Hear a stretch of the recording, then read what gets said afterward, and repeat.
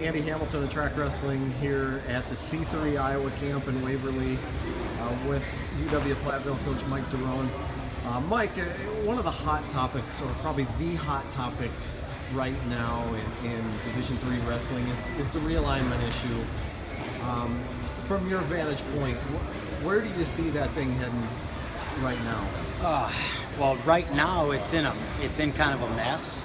There's a lot of, I would say, kind of justified disappointment, a lot of anger, frustration going on. But I guess based on what we know right now, the realignment got put on hold until we could get all 6 regions represented. And in my opinion, as disappointing I think as that can be for many other teams, I think it's a step forward in terms of trying to address the not just the symptoms but the sickness in a way, to try to fix the system itself. I know for me personally, I'm trying to become the West Region representative. Right now, the West and the Midwest haven't had representation, so it's been a 4-member committee who have worked on that. And in my opinion, I think that's part of the problem. We need to get feedback from all, and that was the latest decision from the championships committee, as far as I can follow. So I think it's a step in the right direction, but I think the next step is we gotta find a better long-term solution. Whether that's whether we look at coming up with designated criteria to determine where teams should go in the region. We might go to an RPI system that's similar to the D1 model. Maybe if you do have a regional that has less teams in it, maybe they get less qualifiers or something. I mean, we got to come up with some solutions, because right now we're just not a very productive group, and I think we need to try to circle the wagons and get back to trying to work together and do what's best for D3 wrestling. What, in your opinion, is the best solution to this? I honestly, I wish I could answer that, but I don't have it right now because I don't have enough information. Like I said, we haven't even been in the conversation as a West region. We haven't had input other than, that's been given throughout to all the coaches, a variety of different surveys and emails and people venting frustrations and things. So I think I personally, I need more information, and that's probably a crappy answer, but that's the truth. Is I feel like I need more information to try to hopefully work together with all the other regions to come up with a better solution when we have all the information required. So the big story, that we had a couple months ago was the Division I possible changes there, the Blue Ribbon Task Force, and what they're looking at for recommendations for the long-term health of the sport. And, there's been a lot of discussion about that from the Division I end of things, but how would that affect Division III wrestling, if at all? If the season moved back and it moved to a one-semester sport? That's the thing that I'm really not understanding, because as far as I read that proposal, and I was at the coaches convention, to me it's not a one-semester sport following that model, because they're shifting the start date just back to November. So we're still going to have guys training, doing preseason and things and getting ready, and to me it's still no different.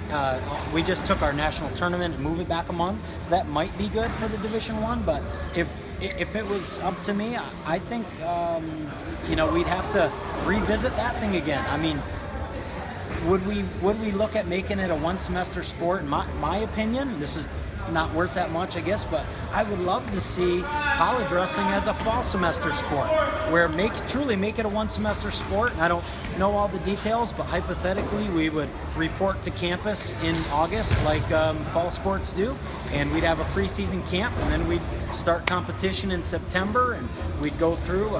We'd have maybe our qualifiers end in November, and national tournament right before finals week in December. Then our guys would truly have a semester break.